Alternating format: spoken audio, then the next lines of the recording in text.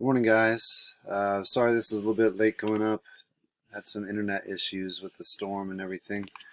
Um, but also wanted to say thanks for sending in your project. I know a few of you had some bumps in the road. I just want to let you know that's totally fine. We'll work through all those bumps together. We're going to be extending lots of grace. Just what I need from you only is just a really good faith effort all the time, giving the best you can, but just knowing that I'm here to support you and you don't have to feel any undue stress or pressure in that way. So if you're still having any trouble with any of the internet or project or anything like that, any kind of issue, let me know and we'll work through it together somehow. Okay? Today we're going to be talking about the emergence of Korea, and I want to make kind of quick work of it because uh, we don't have time necessarily to get into it expansively, so I'd rather just give you a good, succinct summary of what we're going to be talking about. One of the things that we need to notice is the positioning of Korea. This is obviously a modern map. It's got both North and South Korea delineated on it, and obviously that is not the way it would have been traditionally necessarily, but you can still see its positioning is really interesting in that it borders with China, but is also not far from Japan. It is a comparatively small peninsula, but this peninsula has obviously um, some historical importance. And it does have a distinct culture, even though it's positioned between these two really important Asian nations in Japan and China. And then also you could see it is in close proximity to Russia as well. A few things about the geography: it's pretty mountainous. Um, that is a part of its history, and it plays importance in several moments, especially in its wars. For instance, when the United States was fighting there during the Korean War, the mountains played a big role. Besides the fact that it's mountainous, one thing I wanted to make note of is that it's about the size of Minnesota, if you're thinking about the area. So Minnesota's a large state. So even though this peninsula can look comparatively tiny coming off the edge of China like that, it still has some size. And perhaps the most important thing about its positioning is the fact that it's going to be influenced by Japanese history and Chinese history, definitely. Let's talk about the history.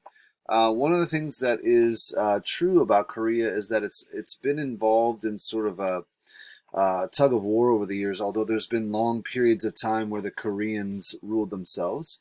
But we can find historically that China occupied this peninsula, especially the northern part of the peninsula of Korea, from about 100 BC till the 200s or so. And after that, what we see is the Koreans emerge as a distinct culture, although not necessarily unified. What you end up seeing then is these three kingdoms that each start to take control of a single area. And each kingdom would had a king, where the king was passing down power in a hereditary way through his lineage. But beyond that, it's kind of like both China and Japan, where there's also these really powerful aristocratic families that are often vying for control or vying for influence. Um, One of the things that's interesting here, which is a little bit different than places like China, is that these kingdoms remained bitter rivals. You can see a little bit of that with the aristocratic families vying for control in Japan. But in China, remember, these dynasties kind of had control for long periods of time. But here, we have these rivalries between kingdoms. Now, eventually, one of the kingdoms, the kingdom of Silla, is going to start to take control of the entire peninsula, and that's in large part because of their partnership with China. Uh, that is, another way, another piece of evidence that Chinese proximity in history is going to influence Korea, and that's true all the way through to today, even with the way the North Korean communist regime is in some ways influenced by, or at least in conversation with, China. Now, eventually, the king of Silla will be assassinated. That's going to bring the peninsula into civil war. And that civil war is going to last a long time, actually. But eventually, after a couple of centuries of this fighting, a new dynasty is going to take control, and this dynasty becomes really important in a lot of ways. One of them is in terms of namesake. The dynasty is called Koryo, which is where the word Korea comes from. And what they did is, in relationship to China, again, they adopted Chinese style of government, and they came to unify the peninsula. And they controlled the continent for 400 years. That's a long dynasty. Um, their control of the peninsula really is a better word than continent. Their control of the peninsula lasted until the Mongols came. Now, we talked about the Mongols a couple of different times. We talked about their influence on China. We've talked about their influence on Japan, and now on Korea. The Mongols keep showing up. And if we were to talk about the Arabian Peninsula, we would see them show up in the Middle East too.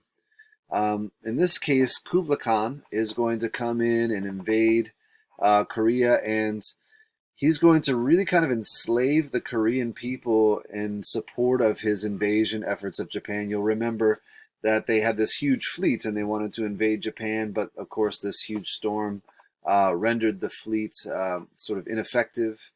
And so that helped Japan, but Korea was still under the control of the Mongol Empire. And that was true until the Mongol dynasty actually collapsed in China.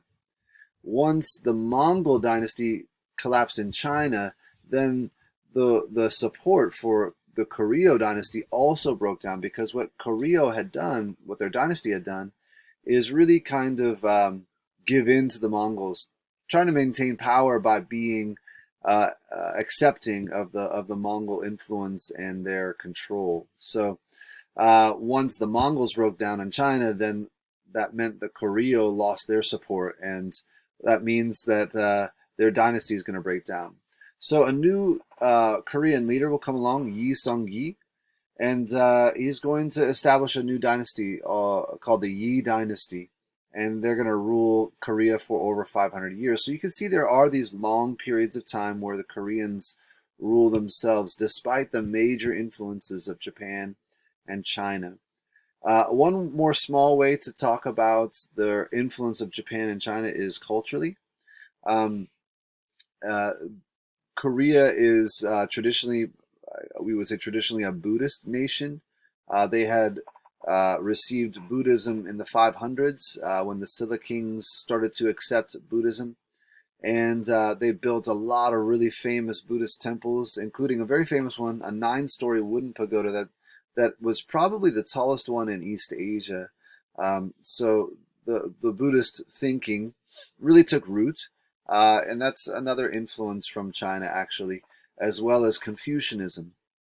Whenever you see the Korean government kind of give way to the Chinese model for politics, you also note that they accept ideals like the Confucian ideals, which is not necessarily negative, right? Because remember how Confucianism said that there should be these fundamental relationships where the person in power should be benevolent to the person who is subservient, and the person who's subservient should be loyal. And there are these efforts to produce these positive relationships. So Confucianism in Korea has a long history, as well as Buddhism. I want to take a look at a few sort of cultural landmarks for Korea, just to give you a kind of vision for how Buddhism and Asian culture might have taken root on the peninsula. This is actually a picture of the palace, the Koryo Dynasty Palace, and you could see obvious attention to detail and how the architecture and landscape will work together. You could see quite a beautiful effort at landscape with the various trees to create the different colors in the fall time and different flowering in the spring. That's a landmark of Asian architecture, to have these kinds of layers in landscaping as well. This is a famous pagoda called the Golden Pagoda. Now, I want you to be aware that there's actually multiple pagodas called the Golden Pagoda around the world. If you went to India, you could find one. If you went to Burma, you could find one. I should say Myanmar, sorry. China, wherever. But here, this one's in Korea, and it's quite a famous one. And then here's one that is also very important. It may not look that impressive at first, but I want you to look at the bottom and notice that those are people down there. This is a massive structure, and it definitely shows the impressive accomplishments of Buddhism, even in the early years in Korea. So obviously, this is a very short snapshot of Korea, but like I said, the more we dive into it, the more we kind of end up doing it a disservice by not doing it well. So I thought a summary might be better suited for our situation. Um, I hope that things are going well this week, this Tuesday, and I hope that Holy Week, heading into Good Friday and of course Easter, you're able to reflect on the truth of what God has done in our world, and I hope that your family is able to do that reflection together in this difficult time for us. Praying for you guys. I love you, and just let me know if